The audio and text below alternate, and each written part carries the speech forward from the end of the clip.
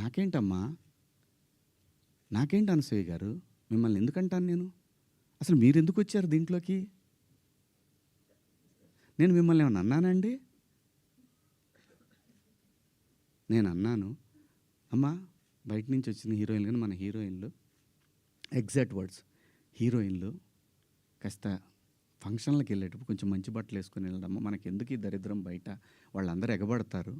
నిన్న మనం అక్కడ చూసాం కదా, మనం కొత్తగా చూపించేది ఏదైనా తర్వాత ఒక పదం వాడాను, విచ్ ఈస్ రెడిక్యులస్. నాకు వాడకూడదు ఆ పదం. నాకు ఇప్పటికి కూడా అది ఎన్నాళ్ళు హాంట్ చేస్తా తెలియదు. నేనా ఈ పదం వాడింది?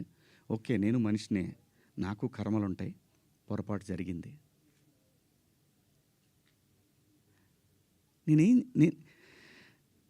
నా బాధ అంతా ఏంటంటే, నా వైఫ్ నా పిల్లలతోటి కరెక్ట్గా మాట్లాడలేకపోతున్నాను నేను. అది నా మిస్. వాళ్ళు నన్ను కన్సోల్ చేస్తున్నారు, వెళ్ళండి అని అంటున్నారు.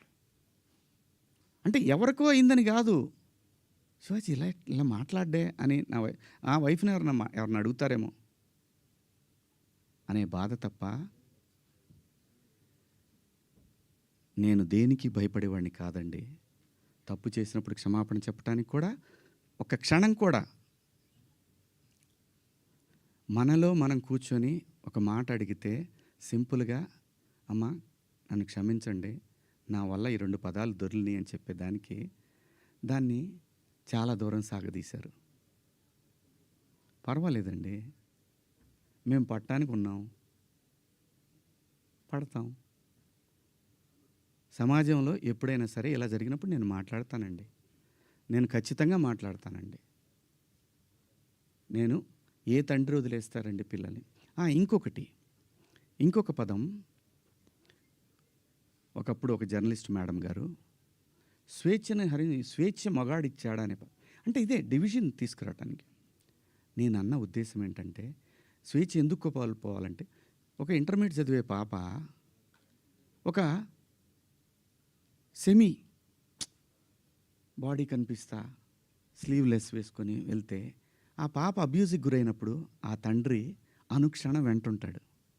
అప్పటిదాకా హాయిగా తిరిగిన పిల్ల వీళ్ళ ప్రేమలో, వీళ్ళ పొసెసివ్నెస్ వల్ల ఆ పాప తన ఫ్రీడమ్ని కోల్పోయినట్టు ఫీల్ అవుతుంది. అది దాని అర్థం. మీరందరూ పెద్దవాళ్ళమ్మా, ఎవరెవరైతే నన్ను దోషిగా సమాజం ముందు నిలబెట్టాలనుకున్నారో మీ అందరికీ వందనాలు. మీరు బాధపడ్డందుకు మీకు కూడా క్షమాపణలు. ఇది శివాజీ ఎందుకు, ఇంకా ఇంతకుముందు చాలా జరిగినాయి కదా, వాళ్ళని అడగరే? నేను చెప్పింది ఏంటి? మనకెందుకమ్మా? సమాజంలో ఏ తప్పు జరిగినా అందరూ వేళ్ళన్నీ సినిమా ఇండస్ట్రీ వైపు వస్తున్నాయి. ఆడపిల్లల రేపులు జరిగినా, లేదంటే తాగి పిల్లలు మాబ్ దాడులు చేసుకున్న ఒకడికొకడు ఒక సమూహాలు కలిసి, ఆ సందర్భంలో మాట్లాడాలా లేదా?